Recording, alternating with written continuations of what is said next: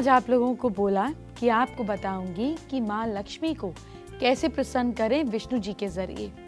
आपने जब फोटोग्राफ्स भी देखी हैं तो ये नोटिस किया है ना कि विष्णु जी आराम से शेषनाग पर बैठे होते हैं और माँ लक्ष्मी उनके पैर दबाती है।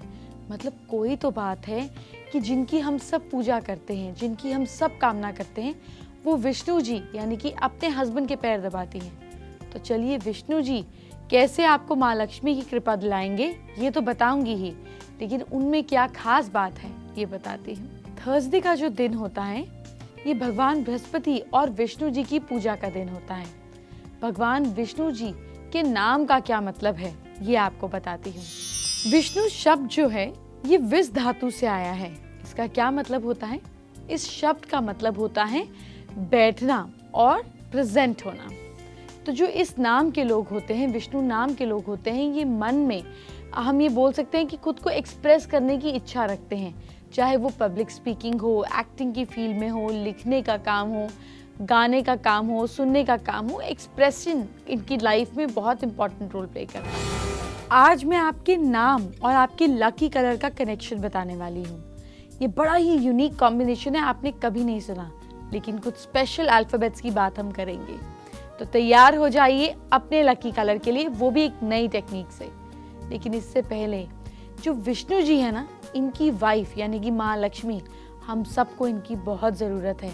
तो क्या तरीका लगाना है, क्या चीज़ें फिक्स करनी है आपको, ये बताती हूँ। देखिए सबसे पहले तो तस्वीरें, हमारे शास्त्र हमको ये दिखाते हैं कि लक्ष्मी जी जो हैं वो अपने हस्बैंड यानी कि विष्णु जी की सेवा कर रही हैं। उनके पैर दबाते हुए आपको बड़ी इजीली ये चित्र दिख जाएंगे। तो इसका मतलब ये है कि वो पतिव्रता की एक मिसाल है, ये शास्त्रों में कहा गया।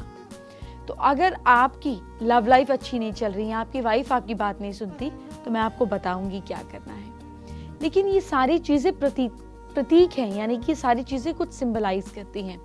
क्या सिंबलाइज करती हैं? सिंबलाइज करती हैं कि जहाँ पे हस्बैंड वाइफ का कोऑर्डिनेशन होता है, वाइफ हस्बैंड की बात मानती हैं, उनकी सेवा करती हैं। मैं ये नहीं कहूँगी कि हस्बैंड को ध्यान नहीं रखना चाहिए, दोनों को करना चाहिए, लेकिन जहाँ पे कोऑर्डिनेशन बैठता है वहाँ पे माँ लक्ष्मी अपने आप आ जाती है।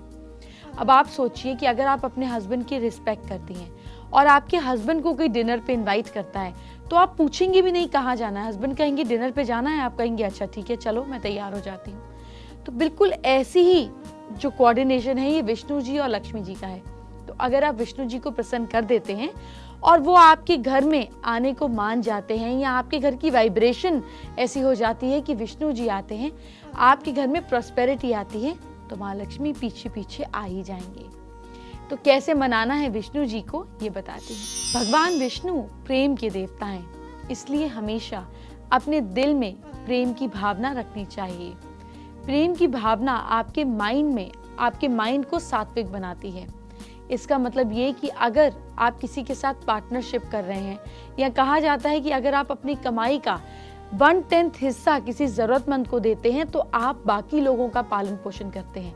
और विष्णु जी का भी यही रोल है, वो चीज़ों को प्रिजर्व करते हैं। तो अगर आप विष्णु जी का ये कर्तव्य करते हैं तो माँ लक्ष्मी आपसे बहुत खुश हो जाती हैं, आपको उनका आशीर्वाद मिलता है। और हर धर्म ये कहता है कि अपनी कमाई का कुछ हिस्सा, चाहे 1/10 या 1%, चाहे आप महीने का 100 रुपये बांधें, लेकिन नियमबद्ध होकर बांधें और ये काम करें। और देखिए माँ लक्ष्मी कैसे आप पे प्रसन्न होती है, क्योंकि जब आप विष्णु जी का रोल निभाएंगे तो वो आपके पास आ ही जाएंगे।